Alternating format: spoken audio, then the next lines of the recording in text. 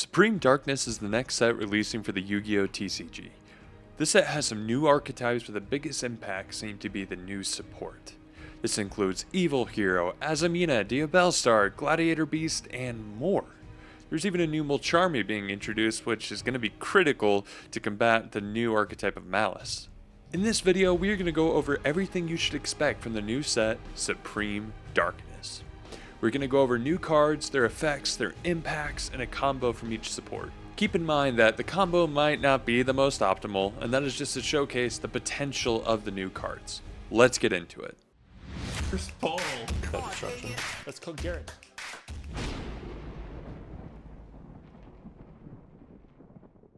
As part of our giveaway in this video, we will be giving out 3 evil heroes: Malicious Bane, Wild Cyclone, and Lightning Golem. To enter, as always, like, comment, subscribe. Through this entire video, you will see a scale for which every card receives a rating. It will range from 1 to 5, 1 being useless, to 5 being game changer. Let's get to the first archetype, Evil Heroes. The flagship archetype of Supreme Darkness is the Evil Hero archetype. The existing cards require a lot of support from other hero cards that cannot stand on their own. Existing cards are weaker as they require normal elemental heroes to be incorporated into the deck, and they can be limiting and bricks upon draw. The new cards introduced not only add support to the archetype, but make it a competitive threat to the current meta. Due to the current surge in Fiend cards, this deck will synergize well with Fiendsmith, yugioh, and more. Let's start with Evil Hero Toxic Bubble. This card is phenomenal because there's an extra summon with no cost, except a limit to hero monster summons, which if you're running this kind of archetype, you're gonna only be doing heroes anyway. And if you already control a Dark Fusion monster, it's a Pot of Greed. So you get a free special summon from your hand, and then if you have that fusion, you get 2 free draws. Evil Hero Dead End Prison. This card is a great combo starter, as you can send cards like Shadow Mist or Malicious and start another combo. It's also a great extender as it can be used for any fusion material substitute. No need for the vanilla heroes. Evil Hero Infernal Rider. Alone, this card is decent as it does require a tribute or special summon. You do get a Dark Fusion and you can get a Super Poly, but it requires 5 banishes. This is a heavy cost, but in tandem with Dark Supremacy, this can be useful. However, it does allow you to summon Dark Fusion monsters with other poly cards until the end of the following turn. Evil Hero Neos Lord. This card is the absolute boss monster of this deck. The only way to get it off the field is via banishment. Also, whenever a monster is sent to your opponent's graveyard, you get a Change of Heart Interruption. This can get rid of Link Summon monsters, Poly monsters, or Recycle decks. Such a strong monster that's going to cause interruptions so that your opponent is going to have to play around every single monster they tribute or send to the grave. Evil Hero Infernal Wing Backfire. This is a really nice addition to the Evil Hero archetype as it is a searcher and induces burn damage after battle. Normally this would seem less useful as it requires Burstinatrix or Avion. However, with the new Evil Hero Dead End Prison, you won't need to add the potential bricks to your deck. Evil Hero Dark Knight. This is a nice card, but if your opponent has some chunky monsters, the utility could be a little stunted. It does become a monster reborn when sent to the graveyard. However, risking a fusion summon for a monster reborn seems not too bright. Evil Assault. This is an Evil Hero Bonfire. While it does require a discard, this allows for a hand addition or a special summon. The discard isn't even that big of a drawback, as there are multiple Evil Hero cards as well as synergizing cards that have effects upon discard. You even get a second search by banishing it the following turn. Dark Supremacy. While this card does have a field Omni Negate that can target multiple cards, its activation requirements can vary. If you only have 1 Dark Fusion in the grave, that's 1 Omni Negate. However, if you have multiple, that's multiple negates. You can also shuffle back in monsters from the grave and banishment, which goes in tandem with Infernal Rider. Dark Contact. This card adds a whole new spin to Instant Contact. This is a great combo extender to recycle materials and summon more monsters from the extra deck. It also allows you to add a Dark Fusion or Castle Field spell, which can be very useful. Now, let's get into the combo. This is a very simple 2-card combo. We're going to start by discarding Sinister Necrom to activate Evil Assault. We're going to special summon Dead End Prison, activate the effect of Necrom in the grave to banish into Infernal Rider, activate Infernal Rider's effect to get Dark Fusion, Dead End Prison to discard Malicious. Going to use Dark Fusion now that Dead End can be used as Neos, and get into Neos Lord. And now this isn't a super strong end board, but there are some extenders. There's Dark Contact, Effusion from the Grave. There's also Toxic Bubble, if you have it on your hand, as another special summon to draw 2. Then you have Mask Change if you want to go into any of your masked heroes. Then you have Dark Calling, another fusion summon from the Grave, and a Dusted Gold to discard. And then you also have Malicious in the Grave as well. Fiendsmith continues to dominate in the meta as a strong engine addition to almost any deck. Almost every set seems like more support cards are introduced. 2 new cards have been introduced, and time will tell how they affect the engine. Fiendsmith Kyrie. This card is a great target to send to the grave by Lacrima or a simple trap. The real strong effect is when it's in the grave. You can get a fusion summon using monsters as well as equip cards for materials. This is great after the regular sequence combo, as you can then go into this new monster, Rex Tremende. Fiendsmith's Rex Tremende is a 3000 beat stick immune to anything besides battle destruction. The only requirement is that it has an equip card. This is such a strong boss monster and a solid board ender that secondary effects are decent, as they both allow for card additions to the hand. Now to the combo. For this combo, we're going to start out with a single Engraver, discard Engraver to get Fiendsmith Tract from the deck, play Fiendsmith Tract to add Lurry to the hand, then discard, activate the effect of Lurry from the grave to summon, link 1 into Requiem and activate Requiem's effect to special summon Lacrima from the deck, activate Lacrima's effect to discard, going to special summon Engraver by shuffling back in Lurry, going to link 2 into Sequence, activate Sequence's effect to fuse into Desiree by shuffling in. We're going to attach Sequence to Desiree. We're going to banish Kyrie to be able to fuse again into Rex, and attach Sequence from the grave to Rex, leaving us with the substantial boss monster. Supreme Darkness is providing us with additional lore pieces of the story of the Diabell and the Sinful Spoils. The faith of Velizet and Esteller is revealed after Elzet decides to partake of the fruit of the Azamina, corrupting her into the Azamina Elzet. The card Play the Diabell depicts a battle of Azamina Elzet and the pure version of Mora Regis before being defeated by Elzet and becoming corrupted, depicted in the card Sinful Spoils Awakening. Esteller, looking after herself, as shown in the card, like the Diabell, commences her transition into becoming the Black Witch by finding and adopting the Sinful Spoils. Azamina, Elzet of the White Forest. This card just becomes a better Elzet in terms of extension, as it allows you to special summon either a White Forest or an Azamina monster, providing a faster way to protection by revealing this card. The second effect reminds me a bit of the Fallen of Albus fusion effect, with an additional of allowing us to use cards from the hand, and the downside that it's only the monsters on our side. White Forest, being a synchro heavy deck, benefits from the third effect by using its materials to search a Sinful Spoils card. Sinful Spoils of the White Forest. In a great White Forest background fashion, this card is recyclable by sending it to the grave in use of a monster effect activation. The limitation of that is that you have to control a fiend, an illusion, or a spellcaster monster. That is easily attainable, as almost any White Forest monster is special summonable. It can also be used in other archetypes as a fusion vehicle, such as Chimera, as it is not exclusive to White Forest. It also synergizes with Deception seamlessly, as it is a Sinful Spoil. The special summoning effect can bypass the normal summoning condition of a few White Forest monsters. Play the Diabell. This quick play spell is very powerful, as it shortens a few steps on the White Forest combo, allowing to get through or cut steps in order to reach the same result. Diabell Star, White Forest, and Azamina like to discard to activate effects. Those effects trigger this quick play and allows us to send monsters to the grave virtually from anywhere. The second effect gets you a Diabell monster, like the Diabell. This seems to be a weaker version of play, but a powerful lore piece by showing us a stellar transition into Diabell Star. The first effect is almost identical with a non-activation for the turn restriction. The second effect is identical, Awakening Sinful Spoils. This card is powerful, but slow under the trap conditions.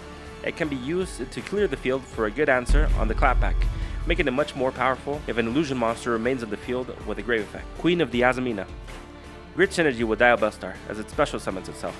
It also allows you to recycle or search a Sinful Spoils card. Saint Azamina. A Yuba-like effect, while being untargetable, but destructible by battle. It is extremely easy to special summon through Deception of the Sinful Spoils. Deception, being considered a fusion summon, turns on the second effect, allowing us to bring back out our Azamina protection or removal. Azamina Unleashing. The effect of this trap is very fitting, as it is exactly what a trap should do after a turn, taking advantage of the state of the game on the board setup. It fires up a strong removal effect. The second effect is your standard White Forest recycling effect. Snake Eyes Dam Dragon. This has to be one of my favorite fusions from this set, as it reveals the merging of Diabell and Poplar to create the Dam Dragon to combat the evolution of the Azamina Queen into Saint Azamina. Being extremely easy to special summon, it shares a Flamber effect, which is only fitting as it is a White Forest version of the Flamber Dragon. The appeal ends there, as it does nothing for a more pure version of the White Forest Azamina deck. It is more reminiscent of the colossal and now dead Snake Eyes strategy. Starting hand Azamina Lizette and Sylvie of the White Forest. Activate Azamina Lizette to reveal itself and special summon Sylvie. Sylvie effect to add simple spoils of the White Forest. Normal Azamina Lizette to Synchro into Raciela. Azamina Lizette effect to add Deception. Chain Raciela to dump Sinful Spoils to add Woes of the White Forest. Set White Forest, Sinful Spoils, activate Deception to add Hallowed. By tributing Raciela, activate Hallowed to dump both of the Sinful Spoils to use summon into Saint Azamina. Activate Saint to special summon your choice of interruption from the Azamina lineup. Set Woes of the White Forest and activate Sylvie's Grave effect to return Raciela from the grave to the extra deck and special summon Sylvie. You have Woes ready on the clapback to synchro into Silvera to set your opponent's monsters face down, as well as an additional interruption. With the more outrageous example, you can destroy 2 from returning Deception on the end phase, or if we use a trap Sinful Spoils, we can reset for an additional interruption triggering Moa. In a surprise announcement, Konami showed off the new Ritual Reptile archetype, Mitsurugi. Ritual Reptile monsters are very unique, and it's not super common that a new Ritual archetype gets released. This is a first of its kind, and it seems like a potentially strong deck. Being able to Ritual summon monsters from your deck brings so many possibilities to the table. If Konami continues to create more support for this archetype, it could eventually be at the top. Mitsurugi no Makoto Saji. This is definitely a key starter to the deck. Its summon initiates a search for Mitsurugi card, allowing for an immediate Ritual summon or trap set for the situation. If it is tributed, the effects go off again, creating an endless recycling loop. Mitsurugi no Makoto Kusanagi. This card seems to be one of the key extenders in the deck because if a ritual spell has been used, you can summon this card and get that spell back or another Mitsurugi card from the grave or banishment. If it is tributed, the effect goes off again, creating that endless loop. Mitsurugi Prayers. Another card, another searcher. This is a broken card because it's a quick play spell. You can tribute a monster to get both effects. Add a Mitsurugi monster from the deck to the hand, and or take 800 and special summon from the hand or grave. The only downside to the summoning is that the monster cannot attack directly. However, due to the recycling nature of these cards, that shouldn't be a problem. Mitsurugi Ritual. Normally drawing a ritual card can be a brick if you do not have the necessary monsters. However, because you can special summon the rituals from the deck, these are very strong cards. The kicker? These cards work with any reptiles. You can tribute them from the hand or field or even the deck to get the ritual monsters from the deck. Absolutely insane. Mitsurugi Great Purification. This trap card is okay, but it does have quite a few conditions that could leave you vulnerable. It is an Omni-Negate, but requires a field sacrifice. Just kidding. Wait until you see how this interacts with the ritual monsters, and it won't matter. Futsu no Mitama no Mitsurugi. The mini-boss. Both ritual monsters have the same thing in common. Tributing them does not matter. When your opponent special summons a monster, you can special summon a reptile from the grave. If this card is tributed for another ritual or for Great Purification, you get to add a Mitsurugi card to your hand and resummon it. This is a combo-proof card that just keeps on giving. Ame no Murokumo no Mitsurugi. The absolute boss monster. This 3200 beat stick is an absolute beast with effects to boot. When special summoned, it destroys all of your opponent's monsters. It also has a discard negate. If your opponent activates an effect, they must discard a card for it to resolve. And finally, if this card is tributed, you get a Mitsurugi card from your deck to your hand, and then resummon it. Getting rid of this chunky guy effectively will not be easy. I will be learning this deck firsthand, so I do not have perfect combos yet. However, I have found some good potential synergizing cards, including King of the Feral Imps, Reptilian Coatl, Danger, Sechukinoko, I don't know how to say that, Reptilian Echidna, Black Mamba, Dark Alligator, Reptilian Melusine, Therion Empress Alasia, Manju of the 10,000 Hands, Lamia, and Grudge of the Poisonous Six. There are many more, but these are some that I was able to find almost immediately. After almost 20 years from the first appearance of Gladiator Beast and the Gladiator Assault set, the colossal creatures are making a comeback, with powerful support in Supreme Darkness, Diffusion, Special Summoning, and negation focused deck stays true to its roots, adding powerful extenders in Gladiator Beast Magister, and a very powerful fusion in Claudius, which is relatively easy to summon turn 1. Gladiator Beast Magister. This card serves as a main starter on the new supports, as it has very powerful summoning effects, and it serves as a Gladiator Beast special summoning, which triggers other effects and your other Gladiator Beast monsters. Special summons itself and another Gladiator Beast from the hand, treating it as being summoned by a Gladiator Beast. Its own summoning effect triggers the second effect of this card, allowing you to add a spell or trap from the deck. If it battles, at the end of the battle phase, you can shuffle back this card and special summon a Gladiator Beast from your deck. Test Bear serves as a great deck booster, as it can special summon itself if there is a special summon Gladiator Beast monster from the deck or the extra deck. You contribute it and shuffle back an additional Gladiator Beast to special summon 2 Gladiator Beasts from your deck, triggering other powerful effects of special summoning, such as negations from the old fusion monsters. Gladiator Beast Claudius.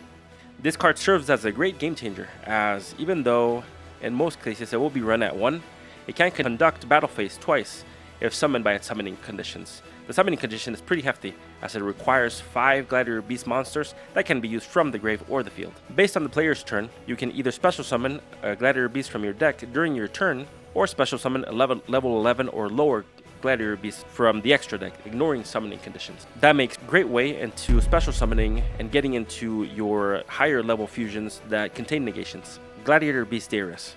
Link summoning this card allows you to special summon a Gladiator Beast from the graveyard, or from the deck if your opponent controls a monster. And it also protects Gladiator Beasts from battling destructions. Flavius, Arena of the Gladiator Beasts. I would also consider this field spell as a game changer, as it serves as an extender by allowing you to discard a card as cost and add a Gladiator Beast to the hand. It allows you to special summon a Gladiator Beast from the deck if you are attacked. If there was an interaction where a Gladiator Beast is special summoned from the deck, you can set a Gladiator Beast trap from the deck. Starting hand will have Gladiator Beast Magister and Noxious. Reveal Magister to special Noxious and Magister. Trigger the effect to add Arena to activate at any time and send Atriox to the grave. Link off into Panther. Activate Panther to add any Gladiator Beast that can be normaled. Link off into Darius. Active Darius to special Atriox to send Bestiary. With Bestiary in the grave, you can now fuse into Gizaro and have enough real estate to destroy 2 cards and fuse into Claudius if Gizaro is removed. This final section will go over some miscellaneous support cards. All are very important and will boost every deck they are part of, but it didn't seem prudent to spend a lot of time per card. About Aku, the Lightless Shadow. This new Fiend Link card is going to be a big hitter for any Fiend deck they enter. Fiendsmith, Yubel, Evil Hero, and more.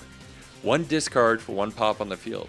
This is so good because there are so many different effects that go off when a card is discarded, and so this is not even a drawback. You can also banish the card until the end phase to get a grave summon. To top it off, it has a built-in Pot of Greed depending on the number of cards in the grave. Super strong link with low cost of 2+ monsters, including a Fiend. Flame Coating Metalmorph. More support for the new Max Metal archetype is here. This Metalmorph trap is even stronger than the original because its summoning conditions are even lighter than the original. It completely ignores summoning conditions, allowing for easier summons. Metal Flame Swordsman. More Max Metal monsters will always be a plus for this deck. However, there may not be many use cases where this will be the ideal summon over the boss monsters in Zoa and Red Eyes. It does induce burn damage due to card effects and gains attack as well. It definitely is a plus, but its strongest effects being reliant on your opponent can hold it back. Double Wild. The Knight's archetype has slowly been getting shadow buffs and support ever since the release of the King's Court set. This card allows for a search from the deck for Slifer or Rakaina Knight Triumph. As a quick play spell, this is a really strong card and allows for even more possible combos. Twins of the Eclipse. Its effect allows for the special summon of an Xyz from the grave and attaching another Xyz to it, which synergizes great with Ryzeal combos. Mulcharme Meows. Every single Mulcharme card will always be powerful, as these pseudo Max Z cards all bolster strong effects that will make it difficult for your opponent to play around them. In particular, Meows is a strong counter to the new Malice archetype, as you get to draw a card every time a monster is summoned from the grave or banishment. Malice revolves around banish summons, so this will stop combos early and grow your hand for powerful combos. Overall, Supreme Darkness proves to be a very strong set that can cause some shakeups in the meta if the supports and archetypes are implemented optimally. Some cards are so powerful while others can possibly be busts. What archetype do you think will benefit the most? Comment down below and let us know. Until the next one.